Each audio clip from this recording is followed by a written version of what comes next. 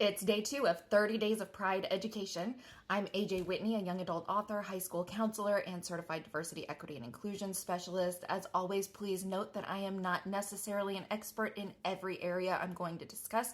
There are going to be people who know more about these things than I do, and I do apologize if I make a mistake. Please feel free to let me know. I always like to own those things. Today, we're just going to cover biological sex. What is biological sex and what does that mean for us? There's a really common misconception among the general public that biological sex follows a strict binary. That is, only male or female, only two options. As the term misconception probably suggested to you, this is not actually true. Biological sex does not follow a strict binary. In fact, almost nothing in nature does. Pretty much everything is on a spectrum, which means there are degrees from one extreme to the other. Some of the different factors involved in biological sex would be chromosomes, which we typically think of as XX and XY for male and female, but also your reproductive organs, your hormones and the way your body produces hormones, the way that it responds to hormones, your physical characteristics, just so many things that go into biological sex. For the sake of time, we're just going to talk about chromosomes today because I find that's where the misconception tends to come from.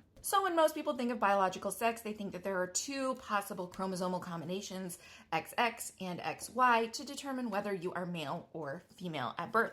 However, there's actually a multitude of other possible combinations. People often end up with extra chromosomes, XXX, XXY, XYY, and so on. And there can be more than 3 chromosomes available there. You can look it up in further detail. Each of these different chromosomal combinations comes with different factors, different ways that it affects the human body. But that alone tells us that there are not just 2 biological sexes. It is also possible for a person to have cells in their body that are XX and cells in their body that are XY at the same time.